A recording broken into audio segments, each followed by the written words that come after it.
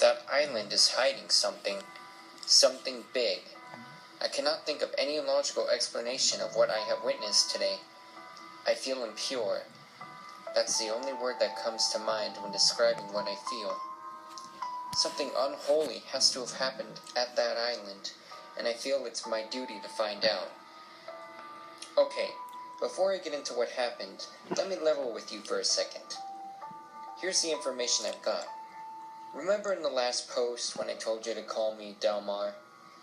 You thought that name was a completely random name? And in all honesty, I thought so too. Remember the name of that mysterious Wi-Fi signal I was getting?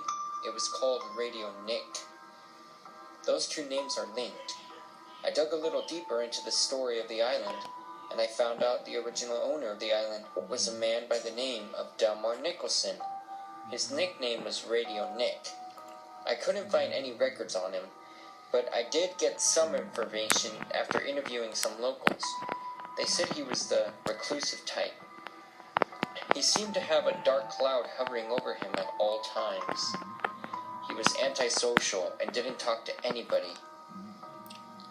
I have even heard some claims that he was, get this, a satanic. A fucking satanic. That's a comforting thought while roaming the island previously owned by a fucking satanic. But I have heard other claims that he was a Wiccan. Other people say that he was a combination of both, or as they described it, a Wiccan that believes in the power of Satan. Just keep in mind when you're reading what happened to me. I had just arrived on the island. You could say I was a little uneasy, kind of on edge, armed with the new information. I still got that feeling of dread as the day before. Only this time I felt sadder than anything. I still entered the park, determined to find out about this whole Radio Nick thing. I planned my route the night before. My first stop was the Explorer's Outpost. Judging by the name, it was some sort of employee area. I couldn't find any info on it, but I trusted my gut. I headed up the dock and took a left. There was a building with a thatched roof on it that had splintered from storms since the closing, and walls made of various wooden sticks, most of them snapped in half. A small sign stood out in front, Explorer's Outpost. I think I'm in the right place. Before proceeding inside, I looked up and remembered the position of the sun. I walked through what was left of the deteriorating front door into a tropical room. It had an information desk and some benches. All of the ropes used to form lines had fallen over, and the door leading behind the desk was blown apart.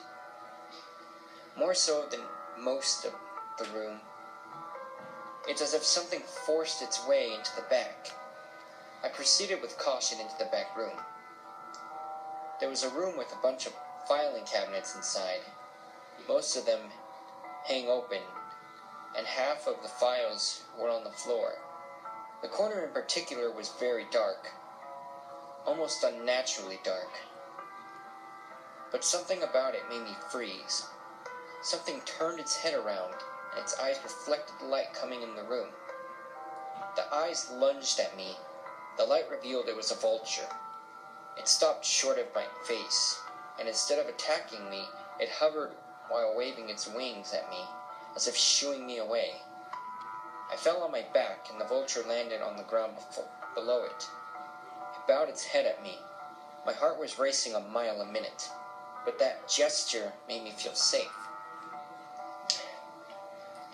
It looked up at me and pointed its beak towards a cabinet. It tapped its beak on the face of the cabinet. It read, "Real estate." I opened up the cabinet as the vulture watched. Only about 5 folders are present. I take them. The vulture waves its wings. Okay, you've got my attention. It taps its beak on another cabinet. It was the employee records. I take those as well. To my surprise, I turn around for more instructions, and the vulture was gone. I didn't hear it fly away or anything. It was just gone. I wouldn't say I fled the island. I basically walked at a pace that you could compare to running in fear. I sat at the dock and waited for my buddy to come pick me up. When he arrived, I was so relieved, but as soon as I stepped onto his boat, this overwhelming feeling of fear and dread overcame me, and I felt really dizzy. I fell over into my buddy's arms, and he drove me home. He's a good friend. I took it easy from there. I still feel really uneasy and sad about, well, I don't know. I feel constricted for some reason, as if there's something looming over me, something that I couldn't control.